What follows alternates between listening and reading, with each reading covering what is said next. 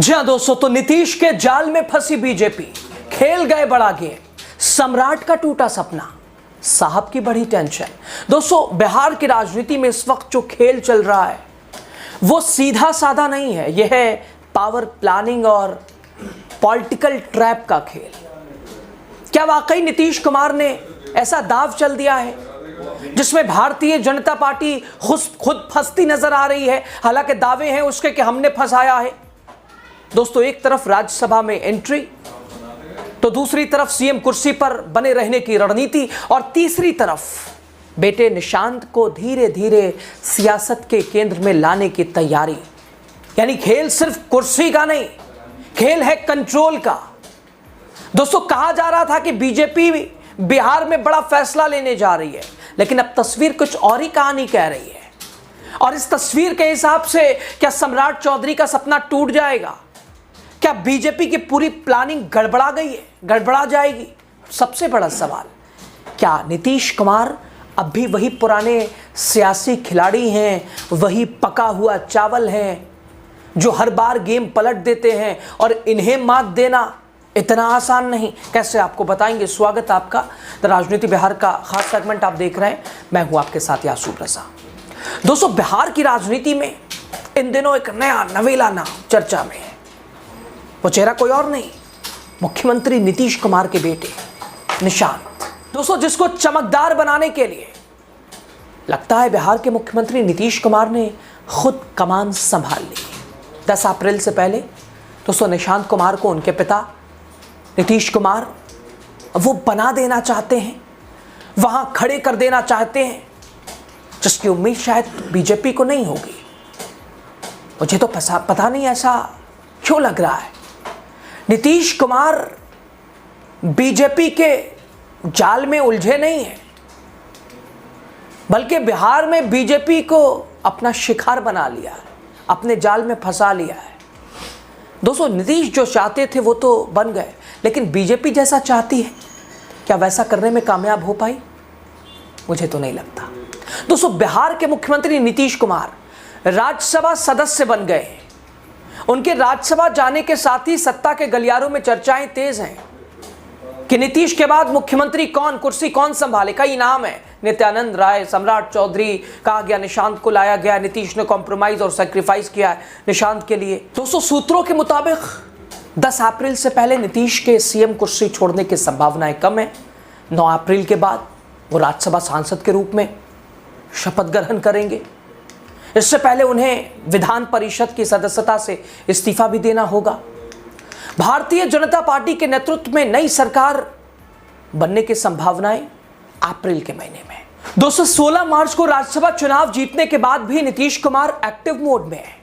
अब कहा गया दिल्ली जा रहे हैं तो भाई बिहार से लगाव कम होगा, लेकिन उनकी समृद्धि यात्रा जारी है।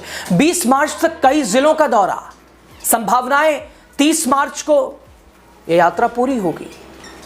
इसका साफ मतलब है कि इस्तीफा इस महीने में तो गुंजाइश नहीं है, मुश्किल है। अब बात बीजेपी की कर लेते हैं। सरकार, भारतीय जनता पार्टी का सपना पूरा होने वाला है, लेकिन बड़ा सवाल, क्या भारतीय जनता पार्टी अपनी शर्तों पर सरकार बनाएगी या फिर कंट्रोल जेडीयू के पास होगा? दोस्तों, अगर सीएम पद पर बीजेपी का चेहरा होता है तो सत्ता संतुलन पूरी तरह से बदल सकता है, मंत्रालयों का बंटवारा उलट सकता है, जेडीयू अपनी शर्तें रख सकती है, और यहीं से शुरू होता है असली पावर गेम। और इसी बीच दोस्तों, एक नया संकेत कि जूनियर नीतीश, उसकी उपस्थिति, नीतीश का रिप्लेसमेंट सिर्फ और सिर्फ वही, जहां आप देखिए अब हर जगह वैसे ही दिखाई दे रहे हैं। अभी बीते दिन इफ्तार पार्टी, उसमें भी नीतीश का ही अंदाज निशांत ने अपनाया था, वही स्टाइल, वही गमछा पहनने का तरीका सरीका। सबसे बड़ा मैसेज, क्या नीतीश का रिप्लेसमेंट सिर्फ और सिर्फ निशांत? क्या विरासत सिर्फ ट्रांसफर हो रही है? और निशांत जो पहुंचे थे, कई बार उनके कार्यकर्ताओं ने कहा कि नीतीश के बदले सिर्फ और सिर्फ निशांत। बीते दिन भी ये नारा लगा। कि हमारा सीएम नीतीश के बाद निशांत ही हो। सवाल सिर्फ दोस्तों, क्या जेडीयू ने निशांत को भविष्य का चेहरा बना रही है? क्या सम्राट चौधरी का जो सपना है, जो नीतीश ने लगातार समृद्धि यात्रा के दौरान अपनी हसरतें ज़रूर दिखाई है, लेकिन बेटे के आगे तो वो तो संभव नहीं है। लेकिन क्या इसी पारी में, इसी टर्म में, और वो जो फॉर्मूला, क्या उस पर भी बात बन रही है, वो 2-2 साल, 2.5 साल वाला, जो कि कोई किसी से कम की स्थिति में नहीं आया। और जब तक अंतिम मुहर नहीं लग जाती, मुख्यमंत्री कौन होगा, तब तक कयासों का बाजार, अटकलें ऐसे ही आती रहेंगी, जाती रहेंगी, चर्चाएं होती रहेंगी। और ये तब तक, जब तक मुहर ना लग जाए कि मुख्यमंत्री नीतीश के बाद उस कुर्सी पर बैठ कौन रहा है।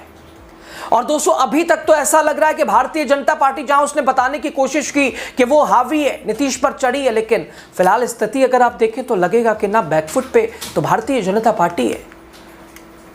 वो चौक और ग्रिप वाला कौन किसे पकड़े हुए है, या आप खुद हालात देख के आप नज़ारा और एक तरह से कयास लगा सकते हैं, आप समझ सकते हैं। फिलहाल तस्वीर साफ नहीं, लेकिन इतना तय है, नीतीश अब भी वही खिलाड़ी हैं, अब भी पका चावल है, अब भी करना क्या है और दबाव किसके ऊपर कब बनाना है, किसे कितना दबाना है, कौन सी दुखती रग, तो चूंकि उनके पार्टी के ही नेता कह चुके हैं। ललन सिंह जो कि आज बड़ा खास बने हैं, पेट में दांत, तो वो तो कभी भी दिखाई देगा, ख़त्म थोड़ी ना हुआ है। आखिरी चाल चलकर पूरा गेम नीतीश कुमार पलट देते हैं अंतिम क्षणों में, अंतिम लम्हों में। और फिलहाल भी स्थिति वैसे ही है दोस्तों।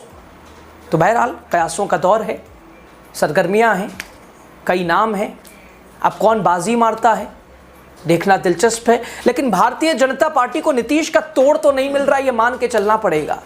नीतीश की जगह को भरने के लिए बीजेपी को सिर्फ फुटअव्वल करना पड़ रहा है, और इससे निकल पाना और इसका बखूबी फायदा भी नीतीश कुमार उठाना जानते हैं, उठा भी रहे हैं।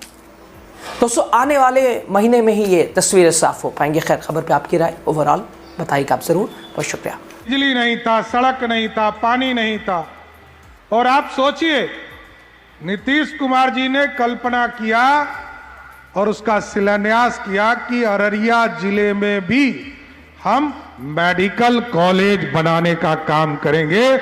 ये कितनी बड़ी बात होती है।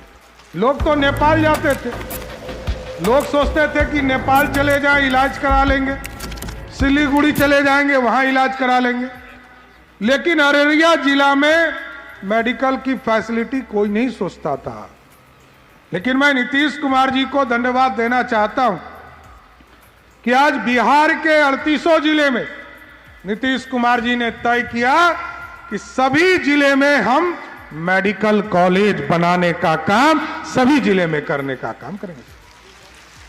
और आप सोचिए, बिजली तो दूर तक सोचता नहीं था, एक बार ट्रांसफार्मर जल जाता था। पहले तो मात्र 16-17 लाख लोगों के घरों में बिजली कनेक्शन था, और आज यदि आप जानेंगे तो आपको आश्चर्य लगेगा कि जहां 17 लाख लोगों को मात्र बिजली कनेक्शन बिहार में था, आज नीतीश कुमार जी के 20 साल के शासनकाल में 17 लाख से बढ़कर 2 करोड़ 16 लाख लोगों को बिजली कनेक्शन है। और 2 करोड़ 16 लाख में से 88% परिवार ऐसा है साथियों, जब नीतीश जी ने 2025 में यह तय किया कि हम घरों को बिजली 125 यूनिट मुफ्त देंगे, तो आपको जानकर खुशी होगी 88% लोगों का बिजली बिल पिछले 7 महीना से आया ही नहीं है। यह है बदलाव। आप सोचिए, बिजली खरीदती है सरकार, नीतीश जी की सरकार 23,000 करोड़ रुपया सब्सिडी में देती है साथी। वोट देने वाला, नहीं देने वाला, जो नहीं भी देता है उसके घर में भी 1,000 रुपये महीने का बिजली नीतीश कुमार जी की सरकार ही देने का काम करती है।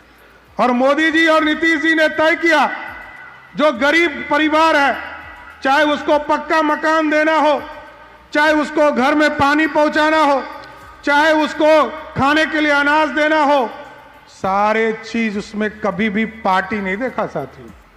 सबके कल्याण के, सबके विकास की चिंता किया।